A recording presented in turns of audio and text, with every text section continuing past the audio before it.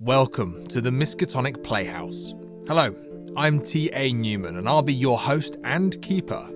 Tonight we welcome you to Mr. Whisper, the matinee performance in celebration of Cthulhu by Gaslight. But first, a reminder that the Call of Cthulhu role-playing game contains mature themes, cosmic horror and loss of sanity.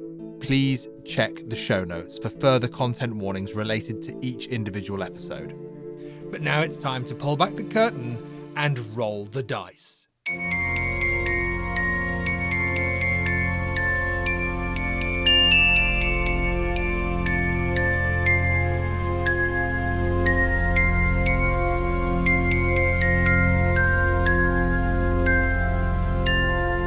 Chelsea Flowers, you stand in the shadows of Dr. Bainbridge's homemade sick room, this surgery, this self-completed room for his own medical needs and care, where there are bandages and blood and bowls scattering this room.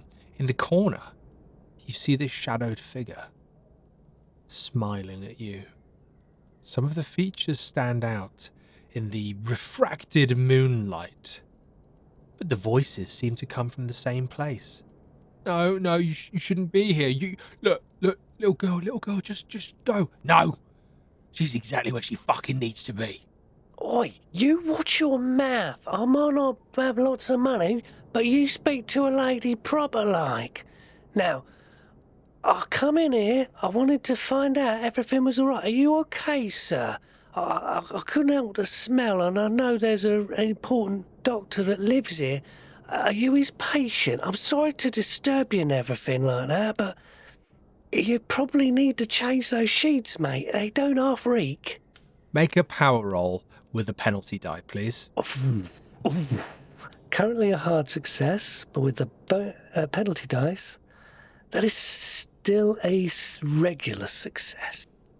Excellent, superb. Sorry to take the hard success away. That was a great roll. In this moment, with this success in this power roll, initially you feel the room around this figure stretch out as if his shadow, as if this living shadow begins to wrap around the walls and wrap around where you are, making you feel, Chelsea Flowers, tiny and insignificant as this voice barrels its way directly into your head. Who do you think you are talking to, you little piece of shit? You want to think about... The other voice seems to kick in, almost in time with this language falling out from this shadowed figure. No, she's just a little girl. Look at her, she's one of us. Don't touch her. Look, don't touch her, all right? Yeah. She's one of us. Yeah. And you see these shadows begin to repeal from where they were. You're just a little street urchin, aren't you? A piece of filth from the street, just like us. Look, I might be who I am, but there's no need to be rude like. You know, if you're from the street as well, all that cussing and swearing isn't going to do you any good with these nice people. Are you all right? Nice people? You talking about them fucking poshos in there? Nice There's people who live here. You gotta get... You are bowing down to them nice people? There's a really nice lady. She's really clever. I'll make her like flowers in a wreath, you know, and cost me $1. And then I sell it to her for 2 shillings, but she's really clever. She's then goes and flocks it for a guinea. How clever is that? It's robbery. That money's yours. This figure starts to walk towards you. Oh. You can see Chelsea Flowers in the lights as this figure begins to walk towards you. That it is wearing relatively fancy clothes, but they look a bit scuffed. There's a bit of a scuff here, a little sewn tear there. And it's really hard because the shadows seem to inhabit the facial area. It doesn't matter which direction it turns. The only part of the face you can make out is a smile. You can see these teeth in the smile, Chelsea, but they don't ever seem to separate, and yet the voice comes out from this area, but there is this smile that you can't help being drawn to. They want you to help them, little girl. They want you to help them so they can help themselves. You give her a few little things, she ends up with 5 more things. Don't you see how it works? People like us have always been fucked over, and it's about time, little girl, that you stood up for yourself. The next time you see that lady, you should take this. And he takes your hand and he puts a small little blade in your hand. And you should give her a bloody good smile. Thank you very much, sir. I'll bear that in mind. Chelsea's notebook in her pocket is possibly not burning in her pocket because it's not a real thing, but she just remembers that sketch that Sherlock made, and she's thinking she better say thank you very much and get out of there very swiftly. And so she'll say, "Oh, thank you very much. I'll take your advice. I hope you get better soon." And she has gone out the window.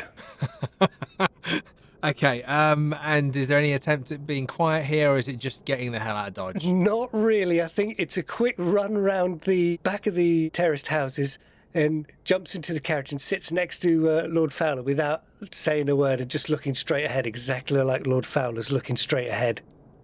Can I have a sanity roll before you leave the room, please? That is a failure. 86 versus 70. Okay, this is a 1d6. Let's see what the dice is going to give us.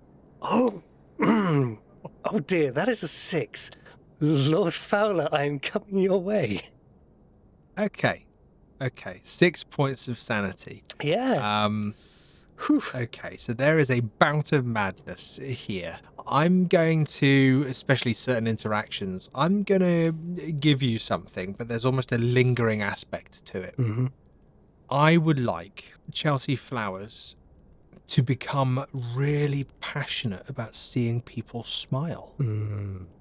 Really passionate about seeing people smile, to the point where she's happy to touch their face to help them if they need it. And this little knife that she's been given, that's just gonna sit in her pocket or wherever she's put it. But there might be a time where, I don't know, it might become helpful. It just might. That Lord Fowler, he's a bit of a sourpuss. They just need to smile. And as you bolt out of the room, you are terrified. You are absolutely terrified. Back through that window. And through that window. But you have, without doubt, kind of just had this moment where, even though you're terrified, you just want to see people smile. You know that they should be happy. You know that there's a future out there where people can be happy. And as you're leaving, you hear those 2 voices one more time. You hear the softer voice. It's okay. Just you're all right, little girl. You're all right. Just thank you. Please, just stay out of it. Just stay out of it. The other voice. Nah, she's one of us, mate. She's one of us. Mr. Whisper wants your help. And you hear that laugh as you kind of run into the garden and then begin hedge hopping your way back around to the carriage. Before we go to the carriage to meet, meet Lord Fowler, already sitting in the carriage, and see how Chelsea Flowers interacts, Dr. Shaw, you're with Miss Wodehouse. You haven't heard any of that through the door. You are only on the other side of the door. But Agatha Bainbridge, Dr. Bainbridge's wife, is there trying to open the door. Chrisopher, please, you have to be there. Something, please. She steps back, just completely emotionally and physically drained. I'm a little bit, I'm a little bit behind Miss Wodehouse, so I can't get to her, but I just sort of try and reassure her in a sense and say, look, he's not in there. He's definitely not in there. Look. I pull out one of the rings and I'll say, he's He must have gotten out. He came to see us at a sanatorium. I'm afraid whatever wasting disease that he had, it got the better of him. I think he died peacefully, he says, in a sort of trying to be convincing way. What? No, he's he's not at the sanatorium, Dr. Shaw. He's in his room. I can assure you, my dear, he's not. Maybe if... Miss Wodehouse, can we open the door? Of course. Mrs. Bainbridge, if you would, just please step aside for a few moments. As Dr. Shaw said, he is not in that room. If it is any consolation, I am certain that his last thoughts were of you. She looks confused. She is looking between the two of you, just like aghast, almost insulted by this persistent belief that her husband is dead. And Vesper will try and open the door. You lean in. You put your hand towards the handle, and before you touch it, the door opens before you, showing you a rather empty room. There is a bed, bandages, blood, there are bowls, cups of water.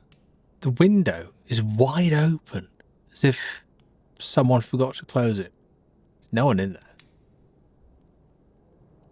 You see, Mrs. Bainbridge, he must have climbed out the window. I know he wasn't thinking straight. I don't know how he found us, but he made his way to us and breathed his last. I tried to help him, but whatever disease he was carrying, it was too much. I'm so sorry.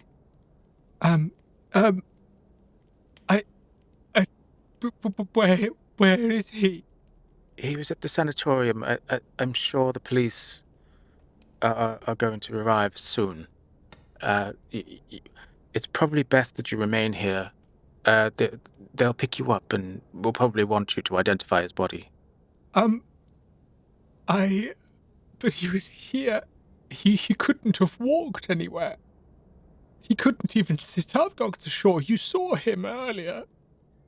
Did anyone arrive for him? Was there a carriage? Did the man who's here tonight, did he see him? No. My husband asked to be kept private. It's why I was asking Sir Turnwell to leave. I just...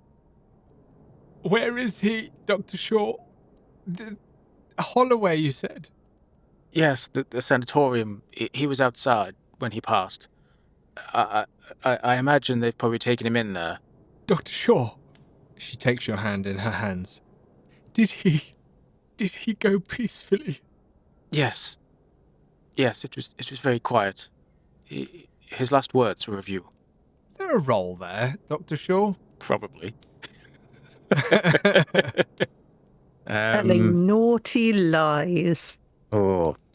There should be a bedside manner role for doctor characters.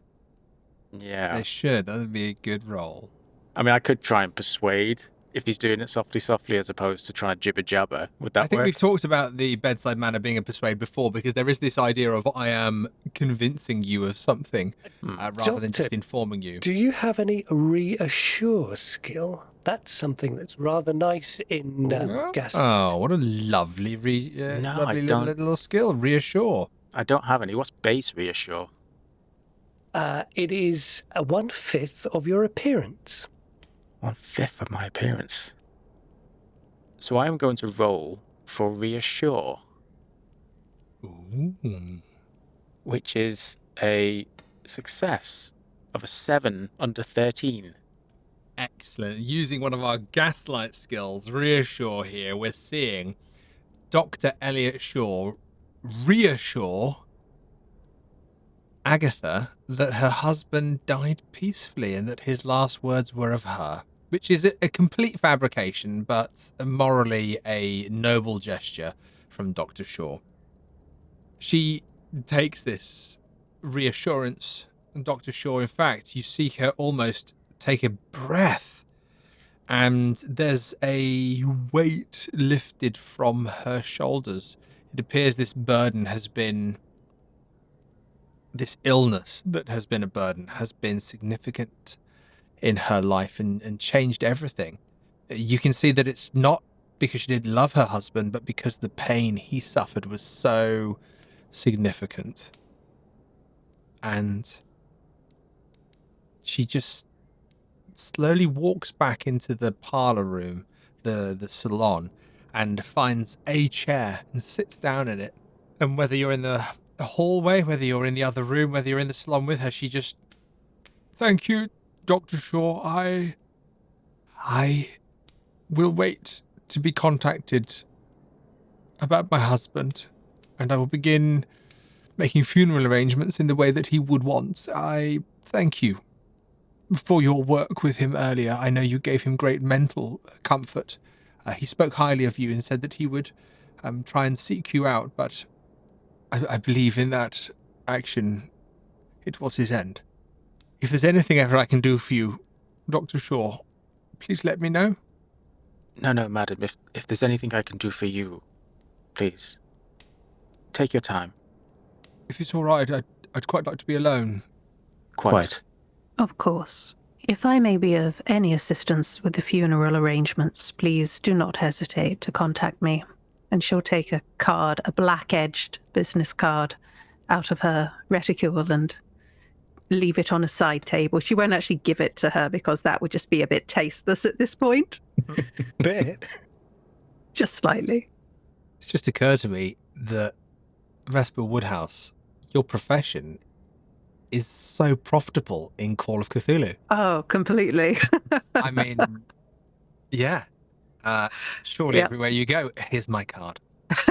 Here's my card. And I'll just leave a stack of these on the bench over here. Yep. Just throwing them out the window occasionally like a ticker tape parade.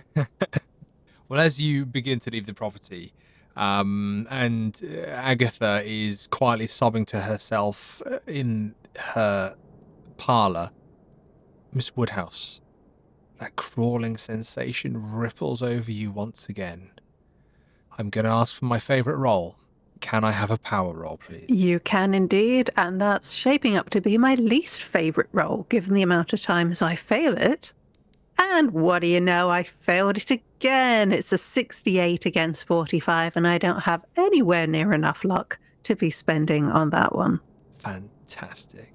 In this moment, as you leave your card on the side, as soon as you put your card on the side and it leaves your hand, it's almost as if, even in the low light of the Bainbridge residence, it's as if someone just turns off the lights and it goes completely pitch black. For a moment, you hear muffled sounds. It's almost like waking up, Vesper. And when you do open your eyes, all around you, you can just see stone. It's as if you are in a stone room where one of the walls seems on an angle. Is it stone like natural stone, like in a cave, or is it more like stone bricks or stone blocks? Large stone blocks, clearly manufactured in some way by human hands.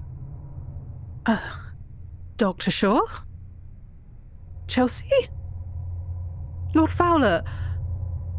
Hello? Your voice echoes back to you. Hello? Hello? Hello? Hello? What's happening? What? This isn't London. Where am I? Am I dreaming? I must be dreaming. I must. And she'll pinch herself, I think, just to see if she is dreaming. Presumably it feels like a normal sensation. Well, yes and no. You pinch yourself, and it instantly reminds you of the little pinch you received on the back of your neck. And where you pinched yourself, there's almost a little lump which seems to get a little bit bigger and then seems to grow bigger again. Vesper, this pinch turning into rather a large swollen area, and as you look at it, it's now almost the size of a golf ball on your wrist where you pinched yourself, growing, protruding, and you look at it and something moves inside. What do you do, Vesper? No, this can't be happening. I must have fallen asleep or forgotten to take my laudanum tonight. What is this? And she'll kind of poke the swelling on her wrist just to see how it feels. Is it painful? Does it feel like a kind of an infection of some kind, or is it warm to the touch? A constitution roll, please. Oh Miss dear. Wodehouse. Her constitution is not good. She's grown up around embalming chemicals and a terribly weak constitution. She's been slowly poisoning herself all her life. And what do you know? That's another failure, which is 76 against the rather low base of 40. Vesper, it when you touch it, it begins to seep out this white, horrific pus, and you can almost see there's like a black stick sticking out of the top as well. And as you kind of look at it, the black stick begins forcing its way out, and then there's a second black stick, and it's hurting a lot. The pain is excruciating as this thing begins to push its way out of this pus-filled large swelling on your arm, and this insect, this beetle-like insect, this scarab, pushes its way out of your skin and runs into your hand, and then it sits on your hand. Can you give me an intelligence roll, please, Vesper Wodehouse? Finally, a success tonight. 71 against 75. She does have quite a keen mind about her, does our Vesper? She does, and it's in this moment that you flash back to another hand that you've seen, a hand with each of the digits and the flesh removed and the hand itself ripped from some torso, but some strange carvings into the palm of the hand. There were some circular scratches and then a number of outward lines, and you recognise now in this moment that those scratches, that symbol, that was a scarab. And this scarab sinks into your hand, Vesper, onto your flesh, and it's like black pus ringing over your hand and dripping out the other side. And then you hear Dr. Shaw. Dr. Shaw, what do you say when you see Vesper Wodehouse just standing perfectly still in the middle of the corridor leading out of Dr. Bainbridge's house? He probably doesn't realise for a moment, but then sort of looks at her and says, "Madam, we need to go. Are you quite all right?" And when you hear that, "Are you quite all right? Madam, we need to go. Are you quite all right?" You hear another voice, Vesper, that shocks you back into reality, and you come back through that wall. You come back through that blackness, and you snap into realization as you hear the voice, "Get out!" And you're standing there, facing Dr. Elliot Shaw, your hand held out in this hallway. But you weren't here a second ago. You were somewhere else, surrounded by these giant stones. This mark on your arm seems to be gone, but looking at your hand held out, you're holding a small, rolled up scrap of paper, perfectly rolled as if it's some kind of scroll, no bigger than 2 centimeters wide and perhaps 10 centimeters long. Dr. Shaw, Miss what Woodhouse, happened? whatever's the matter? I don't know. I wasn't here. Suddenly, I was somewhere else, and oh, Dr. Shaw, I think I'm losing my mind. This can't have happened. There was something underneath my skin. Please, it's been a long night. Let us get you set down. Let's get back to the carriage. Yes, I'm sorry. I'm not given to flights of fancy. Usually. I pride myself on being a rationalist, but Dr. Shaw, I don't know what happened. It's quite all right. We've been through a lot. There's the strain on the mind. We can only take so much. It's very late. Where did this come from? And she holds up the piece of paper, which is somehow arrived in her hand. Do you unravel it? Yes. As you unravel the piece of paper, could you give me a SAN roll, please? Not for unraveling paper, you understand, but for the bizarre experience you've gone through. And that's a failure of 62 against 43. Not such a rational mind after all, at least not today. And that is 2 points of sanity loss, not for unraveling the paper, but for the bizarre experience that you've just undertaken. So when you unroll that piece of paper, you see this. Could you try and describe that as best as you could, please, Miss Wodehouse? It seems to be a fragment of paper. It's torn from somewhere maybe near the middle of a sheet of paper, or perhaps nearer the top, but it's certainly not the top edge of a notebook or anything. It looks to be sort of parchment colored paper, and there's a black design, the top of some kind of drawing, which seems to be 2 long sticks, I'm going to say, or 2 lines coming in at an angle, pointing upwards, a diagonal angle. But that's as much as I can see right now. But it does seem like the 2 halves of the drawing are identical, at least on the top. So the left side mirrors the right. And what is it you say or do as you approach the carriage that you see Lord Fowler and Chelsea Flowers sitting in? There was I had some kind of, I don't know, hallucination, but Dr. Shaw, there was a scarab. It burst from underneath my skin and it was in my hand. And then this picture. Do you think they look like the legs of a scarab beetle? The forelegs? Yes, but did you pick this up in the house? No, that's just what I'm saying. The scarab, it was in my hand, and I mean quite literally in my hand. It was sitting on the palm of my hand, and then it sunk into my palm, and...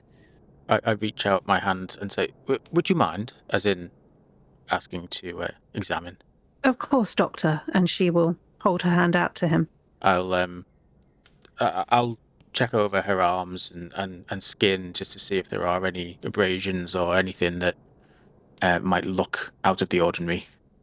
Could you give me is this a first aid roll? Is this a medicine roll? What would you like to wager here, Dr. Shaw? I'd say it's probably medicine. Okay. His trade. Let's give it a go. Since he is examining her hands and her wrists, I think she'll also mention the sensation of the back of the neck, that stinging she had earlier. I'll check those areas as well, and that is a success. That's 52 over 55. Fantastic. With a 52 over 55 success, you can't see anything. There doesn't appear to be any marks. In fact, actually, what you can see with the success is that there's a slight little red area where it appears she's probably pinched herself. You're not convinced that she may have done this knowingly, or if she has, then is she doing it for a reason? Is she trying to trick you? My dear, I can't see anything. You're fine. Whatever it was, it must have been your imagination. I can assure you it was not my imagination, Dr. Shaw. I felt something earlier today, and just now, I saw we were in a different place, in a stone room, and I was alone. And I called out for all of you. But I heard nothing but myself. Please understand, I'm not questioning what you experienced, but the mind is a powerful force, and it can... overwhelm you. I was stood in that hallway with you. You didn't go anywhere. You were with me. I am not a hysteric, Dr. Shaw. I know what happened. And I know it makes no sense whatsoever. But I know that this piece of paper is not mine, and I know I didn't pick it up from anywhere in the room. Dr. Shaw just sort of like nods. He doesn't want to get into an argument. He's just like, yes. Well, I believe I should like to sit down for a few moments. Vesper, as you say you need to sit down for a moment, the driver of the carriage leans over the side and looks directly at you and Dr. Shaw. I've got Lord Fowler and the little girl in the carriage. Where would you like to go? Miss Wodehouse, shall we go back to your residence and take a look at this hand, perhaps? Yes, I think that would be very wise. Driver, make for Waterloo Station, if you would. I know where, miss. Woodhouse and Daughters, eh? Yes, of course. Aye, very good. And once you're in, he'll come and lift the stairs, close the door, lock it so you're all nicely in, and climb back up. And the carriage moves with a certain rapidity, but there's a level of comfort to this carriage as well. And you find yourself, Dr. Elliot Shaw, Vesper, Wodehouse, Chelsea Flowers, Lord Richard Fowler, all together in your carriage once again. Are you all right, your lordship? You don't look very happy. Yeah. Are you seeing something? So what happens there is sort of interesting because basically Lord Fowler is just sort of staring straight ahead, but he sort of shakes himself a little bit, and then like his face lights up again. He goes, brilliant, you are all here. This is good news. Did you inform the widow appropriately, Dr. Shaw, Miss Wodehouse? Yes, she is informed. She took it rather well. Well, fantastic. I have some news and a slightly odd experience. This is starting to feel a little bit less like one of Dr. Watson's stories and a little more like something you get in the Penny Dreadfuls. Chelsea is looking at Lord Fowler's face extremely closely as he talks. I have located some notes on, a patient named M, and he hands the letter around, as well as the photograph written about in this patient note, and he hands around everything that he has found so far. It is, fascinating, although it strains belief, may I say. I would find myself incredulous, except for the fact that I had this rather odd experience where I don't know if there was potentially some hallucinogen that had been applied to the paper. Don't look so sad But what about happened it, was... sir. It's okay. There's nothing to be sad about. And she reaches a finger out and starts, poking the corner of Lord Fowler's mouth. That will do, Chelsea. That will do. Thank you very much. But Miss Flowers? yes, but you're not smiling, You sir. can ride It's on the such top. Chelsea, can you give us a social roll with a penalty die here? Because the social interactions here within Victorian London, they if this was someone of the same class, we could settle this through your verbal rhetoric. But in this instance, this is Lord Richard Fowler, and you're poking at his face. I do apologise, Lord Fowler, if Chelsea starts to turn you on. Oh, thank goodness. That is a failure of 62 versus 60. And just to confirm that with the penalty dice, that's an 82 versus 60. Fortunately, Chelsea's amazing charm does not win his lordship over. No, Lord Fowler, please respond accordingly, knowing that Chelsea has fully failed their charm roll. I think Chelsea is going to miss the rest of this conversation and be banished to go and sit beside Smithers. So Smithers will pull, there'll be a bang on the thing. Smithers will pull the carriage to a halt. Yes, sir. Miss Flowers will sit with you. Oh, do you Hey, need right, sir. cheering up, sir? I can cheer you up. Yeah, Smithers isn't a smiler. She reaches for something metal in her pocket. Oh, And he'll just bring you up onto the carriage, close the door, lock it again, and now we have Lord Fowler, Miss Wodehouse, and Dr. Shaw in the carriage. As I was saying, I don't know if potentially some of the paper was coated in hallucinogen, but I saw scarabs. Thousands of scarabs crawling across every wall, covering my skin.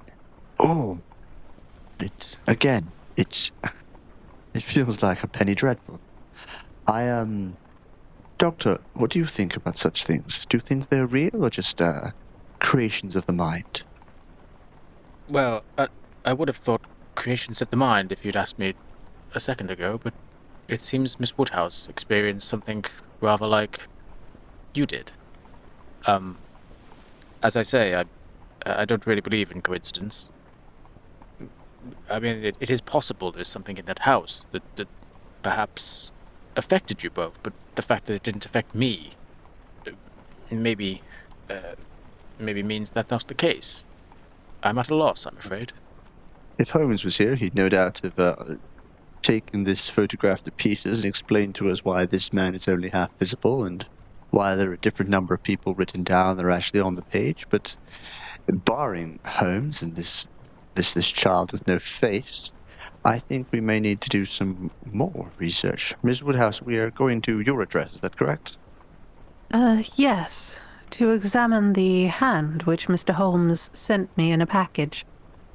And I have to say, my lord, that if you were hallucinating, then I was subjected to the same thing. As Dr. Shaw said, I saw a scarab also, but I felt it. It was under my skin, and it burst. Like some kind of boil or some kind of bubo. And I was left with this in my hand. And she passes the parchment with the 2 black designs on it to Lord Fowler. This makes sense. This is clearly half of a scarab. Yes, that was my thought as well. The pincers at the front, the forelegs. Either Holmes is playing an immaculate joke on us all, or something weird has been imported from likely an Egyptian tomb. Potentially this tome here. I found myself, when I hallucinated this, I found myself in some sort of stone room, large blocks, man-made, not like a cave or any sort of natural room. And you hadn't seen the photograph. It makes sense if there was a hallucinogen that looking at the photograph would inform the illusion, but you didn't see it. No. I do have some skill with photography, though. It is part of my work. It is quite common for my customers to wish to take a last photograph with their loved ones, and I like to oversee these sessions myself. May I see the photo again, Lord Fowler? And Wodehouse, the photo. Keeper, is there anything that I can tell about it, about the way it was taken, or anything else? Anything that might have caused this strange translucency with that one figure? It's not necessarily an uncommon feature. It's not regular, but it's sometimes about the way that it's developed, and if the developing fluid isn't quite the right concentration, it can have that effect. You might look at that and just think somebody who's not as skilled as you developed that photograph. It hasn't been developed in a professional manner. It's been developed in a private, should we say, dark room, which again was relatively regular for those who could afford the equipment and dabbled with the hobby. What does strike you as, I suppose, incredibly obvious is that the photograph has not been cared for very well. It looks like it's been in someone's pocket, dropped on the floor, it's been scraped, it's been scratched, and you cannot ignore this, burn directly through this child's face. Can you give me an intelligence roll, please, Miss Wodehouse? I can. Vesper's brain is working again. That is a 56 against 75. With such a specific location and such a singular burn, you can't help but recognize that it would be intentional. Perhaps to, I suppose with your success, 56 versus 75, the intent might be to stop you from seeing the boy's face. Stop anybody from seeing that boy's face. Right, so it was definitely done to the photograph after it was processed. This wasn't something which happened during. Yeah, it's not a developmental Right. error. It appears to have been done to the photograph. Right. Well, this looks to have been taken in Egypt, and of course the light there is so much brighter than here in London. I would not be at all surprised if there'd been some sort of damage during the development process, if it was not processed in a light-tight room, and of course the chemicals there, they may have been damaged by the heat as well. So it could be a perfectly scientific explanation for this strange translucency of the figure of this gentleman, but perhaps it's some sort of cigarette burn or something else of that nature. Certainly somebody wished to conceal the identity of this child, but not the other two. Might I ask, do we know the identity of the translucent gentleman? It says on the back, it gives a list of names. I presume they are left to right, but I wouldn't know. I don't know any of these men. My lord, do you? Oh, that's a good question, actually. Some of these people are definitely within my circles. I am guessing that it is the Lindens who are Sebastian Linden, who is disappearing, and Michael Linden, who is the boy. But perhaps I can tell more with some kind of role keeper. Yeah. Give us a credit rating. History or credit rating? Yeah, I think this is a who and how well do you know those top circles. So I have a 33 versus 90 on my credit rating, which is a hard success. Fantastic. I know everyone. Well, I'll tell you who you do know.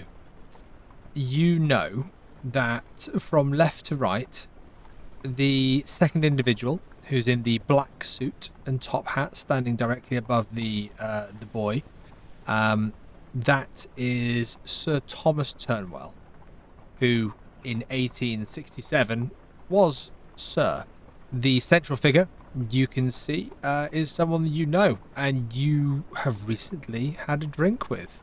This is a version of their younger self. This is Lord Leopold Ratcliffe. That's the central figure holding the rather large tome in their hands.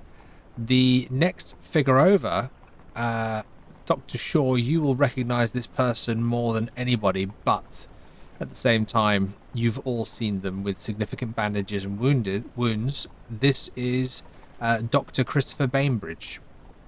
And you think, Lord Fowler, with your hard success, it might well be that you've met Captain David Strachan, who's this the figure with the paw developing, the slightly faded outline.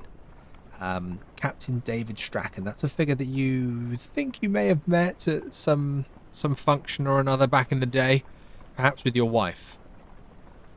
The children, the two boys in very much London attire, London lower class attire, not like the gentlemen all standing above them. They appear unfamiliar. And then the Egyptian girl standing on the right hand side, or the Egyptian boy, you have no recollection of that person. And why would you? So from those names, it's the Lindens that I think are most likely to be the boys. It would be, yeah, a fair assumption to recognise those boys as the Lindens, because you're able to identify the gentleman, and the only other person mentioned on the back of the photograph is Lady Constance Turnwell as taking the photograph, so she's not in the photograph. Likely the grandmother. Keeper, would that be my recently photographed client, Lady Constance Turnwell, grandmother? You recognise, Miss Wodehouse, that Lady Constance is Lord Thomas Turnwell's wife. who was there at the photograph session. Okay, so she took this photo. Okay. Perhaps the child is some guide, some local guide? Yeah, strange that they're not listed. But Perhaps anyway, they didn't know her name. Perhaps. Is it...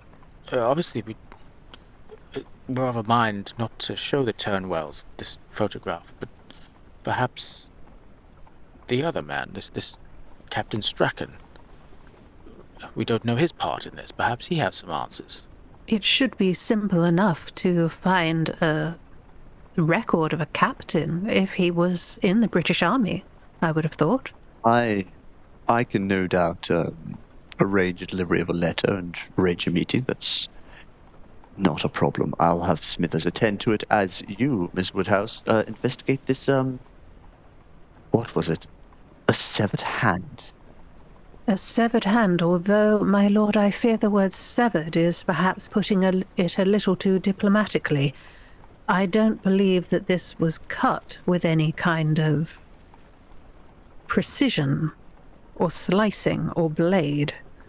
It's more as though it was torn off. My first thought was some kind of industrial accident, perhaps? Caught in some sort of machine? Well, I will let you do that, while I perhaps write a polite letter to this captain. Very well. I shall put my personal study at your disposal, sir, when we reach my offices. Chelsea, up on the top of the carriage, you can see that Smithers is the absolute professional, and he is just riding this carriage across the cobbles, the roads, the this. You can see that the river. You go over the Thames itself, actually, into the South Bank, and as you're kind of moving into that area, you can see that the London fog seems to. It's almost as if it seems to burn off slightly as the sun begins to rise, and time, like to comprehend, just hang on, wasn't it midnight not so long ago, and now the sun is rising? Time has passed so unusually this evening. But Smithers, he's answered every now a little question. If you've ever reached up to his face to try and make him smile, he's kind of batted your hand away in a polite way. He pulls the carriage into the side of the road. Right, little girl, you need to get down now. I'm happy here, mate. You got a smile for us. Go on. That footman, he can smile. Come on, give us a smile for old Chelsea. Go on. I tell you she's what. like starts poking at his face. Stop that! Right, get off my face now. Hey, off. Come on, Look, give us a smile. no. It's London, mate. Get your hands off my face. Right, I need you take this penny. Right, that little boy there. You go and give him that, and get a newspaper for my lord. All right, mate, but you see this dagger? You give me a smile, or I'm going to help you give us a smile. No, right, nah, I'm smiling. No, I'm smile, smiling. Right? smile. Yeah, no, you're not. Wider. Make me feel it. Smile. Make me feel smile. it. I'm smiling. I'm smiling. So like just leaning in, kind of pushing him over. Hopefully the footman at the back is a little bewildered. Just leans over and goes, "Now that's a proper smile." He's absolutely terrified in this moment, and he's just like, I'm smiling. I'm smiling. I just take the penny. Like, here's 2 pennies, one for you. Just get a paper. Okay, but you'll be smiling when I get back, won't you? I'm smiling. It's a great day. That's I'm a smiling. good chap. Everybody needs to smile today. Oi, Sanny, you smiling? She walks over to the newspaper boy, holding a knife and 2 pennies. Smithers will jump down from the carriage, run around to the side door, open it. My lord, I'm getting you a paper, but your little wee girl, she's just be careful, sir. And you can see, without him saying anything in front of the other two, Lord Fowler, an unspoken communication between the two of you. Smithers doesn't usually warn you of things like this. He very much is, you can see that he's putting himself out of his social standing to give you some kind of information. I did notice. Well, that is interesting. Continue on, Smithers. So he'll kind of run around to the front of the carriage and whatnot, and he'll kind of wait for you to bring the paper over, Chelsea. It's just a little boy there. He is actually smiling. Morning. Morning, Sonny. It's a beautiful day, isn't it? You keep that smile on your face all day, little one. And she hands him both the pennies. Takes the paper. Can we hear this, Keeper? No, probably not from the carriage, no. You can give me a listen roll if you like. I do. I think because Fowler would be kind of tempted to just like abandon her because she's lower class and he's not the nicest man in the world, but even though he thinks he is. Well, I mean, you have actually, Lord Fowler might not know this, but you have actually arrived. This is Smithers now opening the door. This is why he stopped there saying, get a paper. And he's kind of opened the door now, but he's just waiting to give you your paper as you leave the carriage. It's a morning routine for Lord Fowler to have the news of the day. So Chelsea coming back over with your paper. Do you still have your knife out, Chelsea? Yeah, she's walking over both. Yeah, so I got a hard success on that listen roll. So as I exit the carriage, I turn to Miss Flowers and I say, Miss Flowers, what on earth are you doing? Everybody needs to smile today, sir. Look, it's a beautiful day. The sun's smiling at us. Okay. And he's going to take the paper from her hands and hopefully have Miss Wodehouse lead him into the house. Not smiling. Before you go into the house, could everybody give me a spot hidden roll, please? Okay, let's just run through these spot hidden rolls to see what happens here. Vesper Wodehouse. That's another failure for me. 41 against 35. She's probably still looking intently at this photograph. Perhaps Lord Fowler hands you the newspaper, distracts you, but you're given this newspaper, and you can see it's actually quite a significant image on the front of the newspaper. But we'll come back to that in a second. Dr. Elliot Shaw. I succeeded with 42 over 45. Excellent. Just hold that thought, please. Chelsea Flowers. Chelsea's slightly wide. She's got a hard success. 23 versus 50. Excellent. And Lord Fowler. I think the only way that we can make any sense of my third critical in 2 episodes is to say that the Smithers giving him the heads up has made him very, very aware, and he's looking around for the threat now, which is why he scored a critical on his spot hidden. Outstanding. Well, we're going to come to that in a moment, but just before we do, Vesper Wodehouse, you have this paper in your hands. You can't help but notice the first article on Friday, October 19th, 1889. The mad Egyptian walks London streets. Could I ask you to read this article for us, please? Mad Egyptian walks London streets.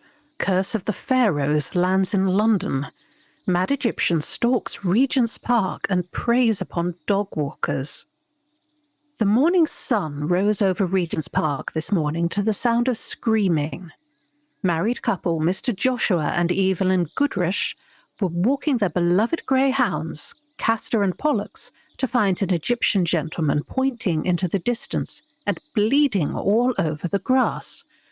It has been reported to the Londinian press that the Egyptian gentleman in question is the same person of interest that Inspector Tobias Gregory sought at the SS Great Eastern, docked in the Shadwell Basin only 2 days ago. The Goodrich couple went on to describe the Egyptian gentleman bleeding from a wound in his hand and screaming about the whispers. The married couple could not hear any whisper, but believed that the Egyptian gentleman was talking to some other invisible figure as much as he was talking to them. Others arrived and could see the man needed medical attention, but refused any help offered. He appeared lost in thought whilst pointing southwards towards the London docks and asking everyone, "Can you see it? It's beautiful, isn't it?" It was when he reached out for Mrs. Evelyn Goodrich and laid his bloody hand upon her yellow morning dress that he was stopped for his brutish and maddening behaviour. Once the Egyptian gentleman was set upon, he became feral and pounced at Mr. Goodrich with an animal-like ferocity. In total, it took 3 passers-by to help pull the Egyptian gentleman from his target and restrain him. A matter of minutes later, all while he was talking to his invisible friend and gesticulating out towards the southwest, that he broke free of his captors and ran out into the middle of the field where he screamed an almighty scream. The following is an eyewitness account from Mr. Joshua Goodrich, who was willing to talk to the Londinian press after he had spoken to the police inspector. The man was a lunatic, bleeding everywhere and talking to the whispers he, and he alone, could hear. I felt terribly sorry for him until he reached out for my wife and attacked me. Then he pulled a knife from somewhere and started peeling off his skin in long, winding strips. Absolutely terrifying. The Egyptian gentleman is now receiving treatment at St. Bartholomew's, and the byline is by Mr. S. Doswell. There is a picture, not a photograph obviously, it's a drawing of Mr. Amon Keneptaha attacking Mr. Joshua Goodrich. As you're reading that article, it's only when you raise your head, Miss Wodehouse, that you see Chelsea, you see Dr. Shaw looking east, out over the river, out towards the London docks. But it's Lord Fowler who you see, with his mouth open, looking in shock, eyes wide, as you join them, and your eye line sees that across the river in central London there is a gigantic pyramid. Thank you for joining us for Act 5, the finale of Season 1 of Mr. Whisper. Remember to visit us at www.miskatonicplayhouse.com, where you can also visit the main stage at the Miskatonic Playhouse for other productions, with links in the show notes below. Until next time, when the curtain rises again.